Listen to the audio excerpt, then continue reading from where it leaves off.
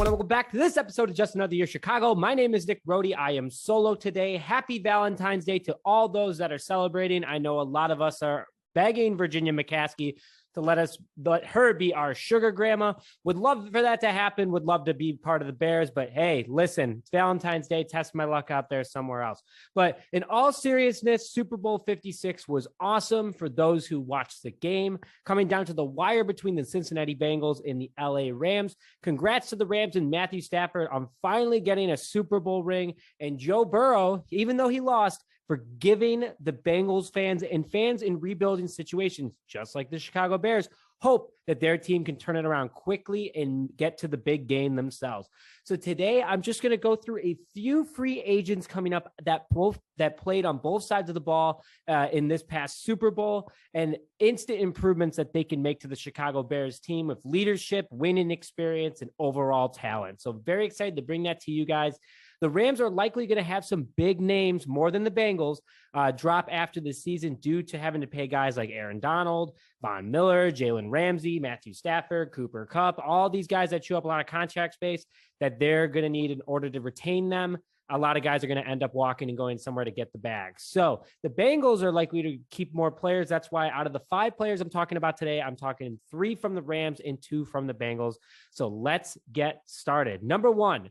Odell Beckham Jr., wide receiver for the Los Angeles Rams. Okay, just let's take a quick step back. It has just been confirmed right before filming that he did tear or a lot of people believe he tore his ACL. Some of you may have saw that OBJ was down on the ground grabbing his knee on a non-contact play. That's never a good sign. And they believe it's the ACL that he previously tore for his first time tearing it. Kind of got that D-Robe feel to him, so hopefully he can come back. He's a tough, talented player, though. He's one of the best in the game still. And even after his first ACL injury, he came back, played very well, even though it is not his fault for his play in Cleveland. That is Cleveland's fault, because look what happened to him when he goes to the L.A. Rams. He blossomed and he just wasn't in an offense in Cleveland that seemed to care about him as a player. So now he is clearly a veteran. Was huge for the LA Rams this offseason or this season and postseason. He could be nice working with Darnell Mooney and Justin Fields. Brings in that veteran threat for cheaper than most likely Allen Robinson, especially now with this ACL injury. So could be a good pickup, talented, could show Mooney a thing or two, other wide receivers that we bring in through the draft or free agency a thing or two. And then also working with Justin Fields. He's worked with multiple personalities at quarterback. He's worked with Stafford. He's worked with Mayfield. He's worked with Manning. He's worked with Jones. So he's got a lot of different personalities that he's worked with, and he can make that work for the Chicago Bears and help Justin Fields not only improve through just the ability, but also being a smarter play caller and looking out for his wide receivers. So he's probably also going to be half the cost of Davante Adams. I know that Tony and I did an episode talking about potentially bringing Davante Adams in, who still would be a great person to bring the Chicago Bears. But for half the price, sounds like you can bring in another lineman or two, or even different players to help improve this roster. So that is the first one. And then also coming from the Rams is center Brian Allen. So just was a part of a Super Bowl winning line. That's obviously a huge plus as a player, getting that experience and understanding the culture of what it takes to win. He's an established center in the NFL. Clearly, Matthew Stafford likes him. And on top of it, that's what the Bears are missing. Unfortunately, Sam Mustipher is, after this season right now, is not looked at as an NFL starting center. Great backup, great team player, but we need a guy who can come in and get the job done to help protect Justin Fields. Allen is a former fourth round pick out of Michigan State, and he's going to look for a big payday. He's only 26 years old, so he's entering the prime of his career. Again, also just coming off of a Super Bowl. And, he's probably going to look for a 4 or 5 year deal worth a decent bag of money. And he's a big guy too. He's not tall, but he's large and strong. He's 6'2", 298 pounds. He can hold his own against defensive linemen.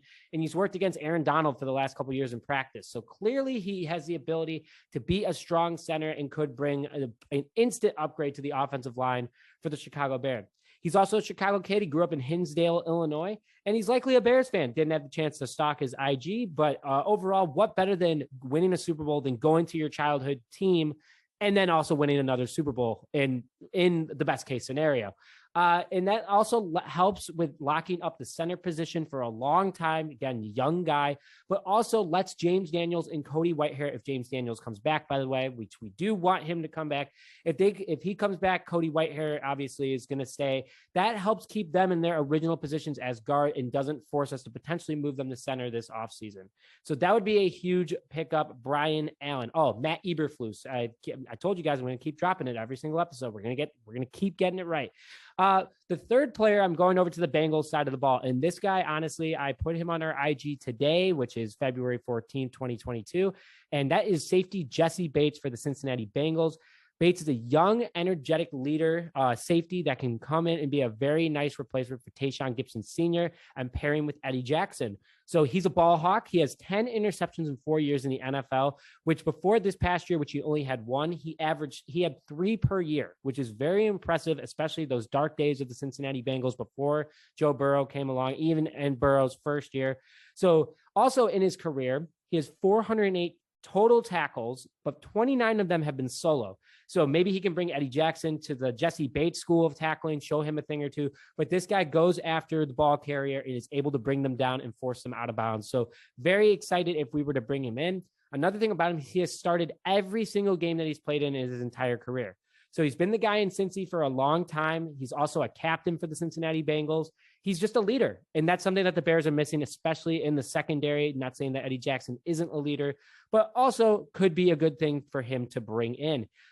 He did have an off year last year. Again, I kind of said that his first 3 years in the NFL, he had 3 interceptions per year. This year, he only had 1, but just want to put this also out there. He was injured for a game. He was battling injuries throughout the year, and he was really frustrated with the Cincinnati Bengals because he asked for a contract extension before this season, did not get it, and that could have affected his play as well mentally. Also kind of going, hey, like, you want me to be the player I once was, you got to pay me to be that player. So I don't think that's a really good tactic on his hand. But I really like Bates. I think that if he were to come, he was a huge part of the playoffs and also overall the Cincinnati rebuild. He hurt himself by not playing well, kind of what I was saying before this past season. So he could end up going a little cheaper as agent, but be like, he kind of messed this one up, but short money at first and then could get big money in the end and a lot of incentives. So I hope they bring him in. Again, young guy, 24 years old. Why not bring in the young buck to play in the defense for the next 5 years in his prime years? Let's quickly go through the last two. Offensive guard Austin Coburn, he's on the L.A. Rams, also part of that Super Bowl winning offensive line. Bring this man in if you don't move Daniels or Whitehair to center. If you end up bringing him in and having to move one of the center, fine. He's a monster for an offensive guard. 6'4", 308 pounds. So he's 10 pounds more and 2 inches taller than Brian Allen. So he's a big, that's big for a guard, part of the Super Bowl team, but he's going to be looking for the bag because he's coming off a contract that was only 4 years and $8 million. So he's for sure going to be looking for a big payday. Again, a young guy, 26 years old, very strong interior blocker, can help with draw plays. I know that was Matt Nagy's favorite play last year, and it's still going to happen, but David Montgomery was able to bulldoze through defensive linemen. And just imagine if, these guys were to take care of the business and he were to bulldoze over, the secondary or linebackers. David Montgomery is a beast. Bring this guy in, bring in Austin Coburn, another strong, young offensive line the Bears could use. And then finally, I'm going back to Cincinnati, tight end C.J. Uzomah from the Bengals. A lot of people like him. He's a very Jimmy Graham-like player. With Jimmy Graham most likely retiring this offseason, we need another big body guy to come in and complement Cole Kmet and Justin Fields in the red zone. So he's only 29 years old. He's in the prime of his career for a tight end, and he's a big body at 6'6", 260 pounds. He had a career year last year in 16 games started, 16 games played, 49 catches, 10.1 yards per catch, so a first down pretty much every time. 493 yards, a little short of that 500-yard mark, and 5 touchdowns. So he's not a flashy guy. He's no Travis Kelce, but he's a big locker room guy. He became close with Burrow, could do the same thing with Justin Fields.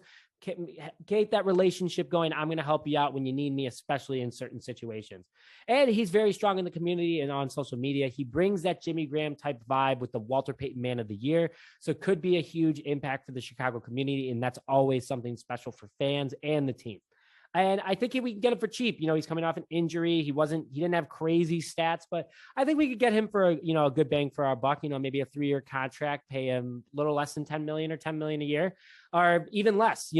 Honestly, with how big his name is, I think that he still is going to end up getting some sort of bag, but you're not going to be paying him crazy amount of money. So please forget that $10 million comment. Let's go down maybe, 6-7 million a year. I think that's a fair, he is in the prime of his career, but you never know what the Bears are going to be willing to pay. There's still a lot of evaluation and a lot of trades that could happen to clear up cap. So that's it for this episode. Those are the 5 guys that I saw in the Super Bowl from those teams that I could see the Bears bringing in as they are free agents this upcoming offseason.